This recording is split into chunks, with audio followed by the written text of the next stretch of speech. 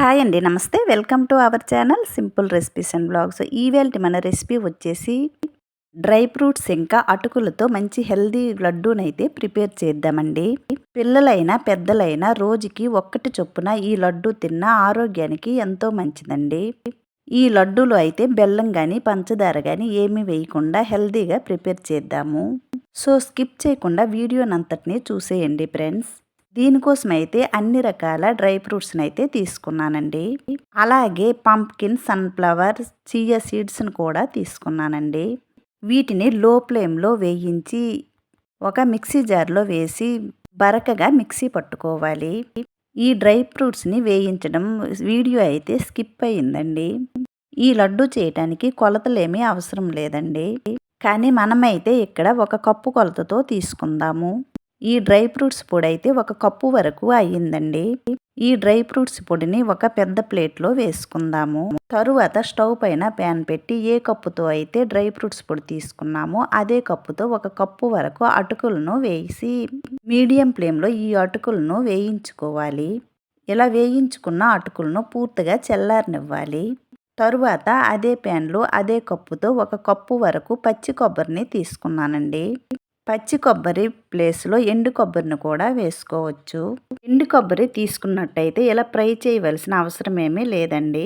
నేనైతే ఇక్కడ పచ్చి కొబ్బరిని తీసుకున్నాను. అందుకని లో ఫ్లేమ్లో వీటిని వేయించి ఈ కొబ్బరి తురుమును కూడా పక్కన పెట్టుకుందాము. తరువాత మనం ముందుగా వేయించుకున్న అటుకులను మిక్సీ జార్లో వేసి ఈ అటుకులను కూడా బరకగా మిక్సీ పట్టుకోవాలి. ఈ పొడులన్నీ వేసుకోవటానికి ఒక పెద్ద ప్లేట్ను తీసుకోవాలండి. ఈ పొడులన్నీ కలపటానికి వీలుగా ఉండే ప్లేట్ని అయితే తీసుకోవాలి. ఈ అటుకుల పొడిని కూడా అదే ప్లేట్లో వేసుకుందాము. తరువాత అదే కప్పుతో ఒక కప్పు వరకు ఖర్జూరంను తీసుకోవాలి. ఈ ఖర్జూరం చాక్ సహాయంతో లేదంటే ఇలా వీడియోలో చూపించిన విధంగా ఈ ఖర్జూరంలో ఉన్న సీడ్స్ అన్నీ తీసేయాలి.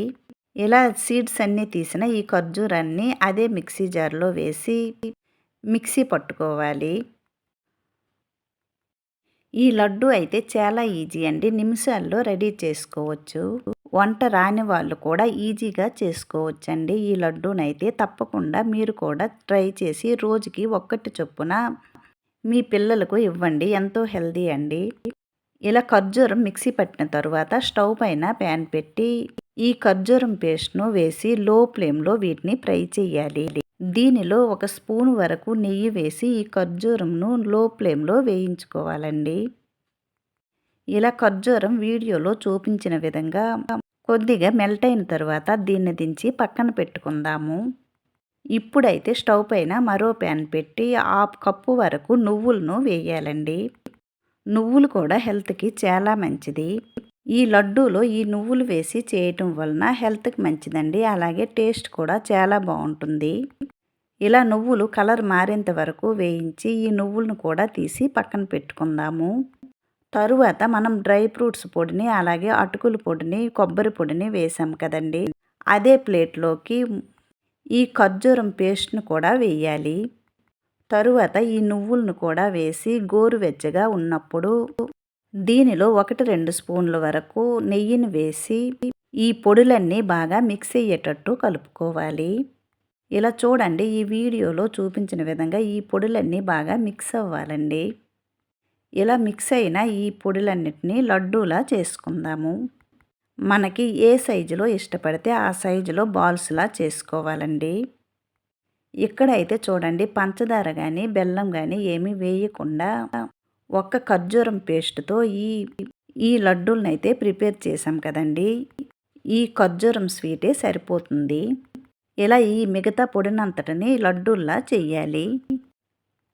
చూశారు కదండి ఎంత ఈజీగా ఈ లడ్డూలను చేసుకోవచ్చో. మరి మీరు కూడా తప్పకుండా ఈ లడ్డూలను అయితే ట్రై చేసి పిల్లలకు ఇవ్వండి ఫ్రెండ్స్. మనం ఈ డ్రై ఫ్రూట్స్ పొడినైతే పాలుల్లో వేసి పిల్లలకు రోజు ఇస్తాం కదండి. ఇలా రోజు ఒకేలా ఇస్తే పిల్లలకు ఇష్టపడదండి. ఇలా ఒకసారి లడ్డూలు చేసి ఇవ్వండి ఫ్రెండ్స్, చాలా ఇష్టంగా తింటారు. మరి ఈ హెల్దీ లడ్డు నచ్చింది కదండి. నచ్చినట్లయితే మీరు కూడా తప్పకుండా ట్రై చేసి ఎలా వచ్చిందో కామెంట్ బాక్స్లో తెలియచేయండి ఫ్రెండ్స్. మరి ఈ రెసిపీ నచ్చినట్లయితే లైక్ చేయండి, షేర్ చేయండి. ప్లీజ్ ఈ ఛానల్ని సబ్స్క్రైబ్ చేసి సపోర్ట్ చేయండి. మరో మంచి రెసిపీతో మళ్ళీ కలుద్దామండి. Bye friends. Thanks for watching.